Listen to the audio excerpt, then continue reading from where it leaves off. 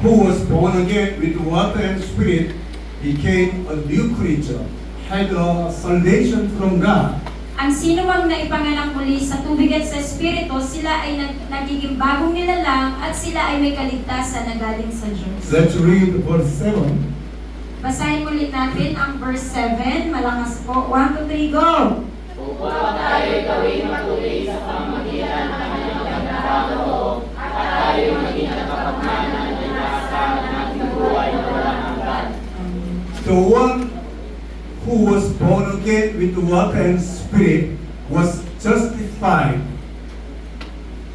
Justified. Ang sino man na naipanganak muli sa tubig at Espiritu, sila po ay napawalang sala na.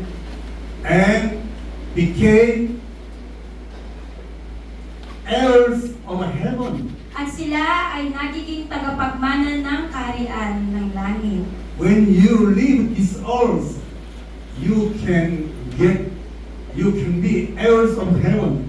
Kapag naiwan na natin itong mundo, tayo ay magiging tagapagmana ng langit. And in heaven, you will reign forever with Jesus. At sa langit, sa heaven, tayo ay maghahari magpakailanman kasama ng Panginoong Hesus. You know Jesus is King of Kings. Alam naman natin na si Jesus ay hari ng mga hari. And you became kings. At tayo ay mga kings, yung small king. Who is King of Kings? Sino ang King of Kings? Jesus. Si Jesus. Jesus. You will be the heirs of heaven. Tayo ay magiging tagapagmana ng langit. And you will enjoy eternal life forever. At mai-enjoy na ang buhay na walang hanggan magpakailanman. Amen? Amen. Amen? Amen. I share today with you what is gospel. Ipinahayag sa atin ngayon ni Pastor kung ano ang magandang balita. How can you get salvation through gospel? Paano natin matatanggap ang kaligtasan sa pamamagitan ng mabuting balita? How can you be born again with water and the spirit? Paano ka maipapanganak muli or mabuborn again sa pamamagitan ng tubig at spirito? Amen? At the first time, it's not easy to understand, to believe completely. Sa unang pagkakataon, hindi ganun kadali na maintindihan ito at manampalataya ng buo. I understand that. Naiintindihan ko ito ni Pastor. But anytime you have faith in Jesus and the gospel, you need to repent and turn away. Subalit sa panahon na ikaw ay manampalataya na kay Jesus at sa kanyang magandang balita, ito ng pagkakataon na kailangan mo nang magsisi sa iyong mga kasalanan. And you can ask, I want to be baptized. At saka ka magsabi na gusto mong mabautismuhan. And you can ask, I want also to receive the Holy Spirit. At pwede ka din magsabi na gusto mong makatanggap ng Espiritu ng Diyos.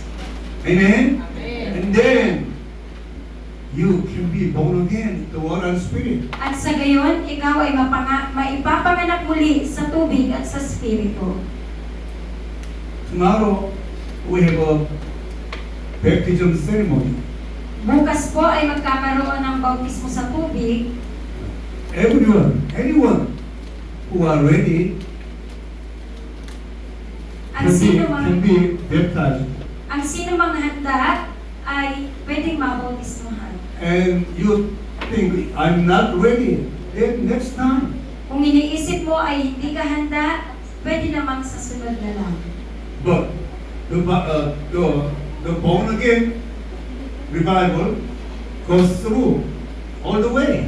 Subalit, ang pagkakaroon ng revival o pagbabagong buhay na sa pagkakaroon ng bagong buhay, dapat ito ay dire-diretso. Don't worry about that. If you have a real faith, you will ask, I want to be baptized. Okay? Hindi mo kailangang mag-alala sapagkat kung magiging totoo na ang iyong pananampalataya, ikaw na mismo ang hihingi Espiritu na nais mong mabautismuhan. That time is the proper time. Proper time. to Iyan na be po ang tamang oras na ikaw ay dapat mabautismuhan. And you can ask, I want the Holy Spirit. At pwede ka na din po dyan sa pagkakataon na yan humingi na gusto mo ang Espiritu ng That time Diyos. is proper time to receive the Holy Spirit. At yan din ang tamang oras na pwede kang makatanggap ng Espiritu Santo. I say one more time, Jesus loves you so much and all of you to be born again. Sinasabi ulit ni Pastor, inuulit niyang muli, mahal na mahal kayo ng Panginoong Yesus at ang nais niya kayo ay maborn again. Lord Jesus bless you. Ang Panginoong Yesus ay pagpalain kayo. Sister Lady, pray for us. Come on. What time? Yesterday, Pastor, they said 3 p.m. Papa. Closing prayer. Closing prayer.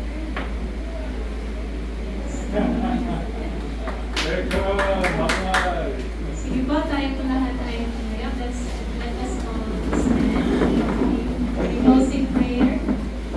Lord Jesus, once again, we thank you for this afternoon session, Lord. Thank you for giving us clearly to understand your word about water baptism and receiving the Holy Spirit.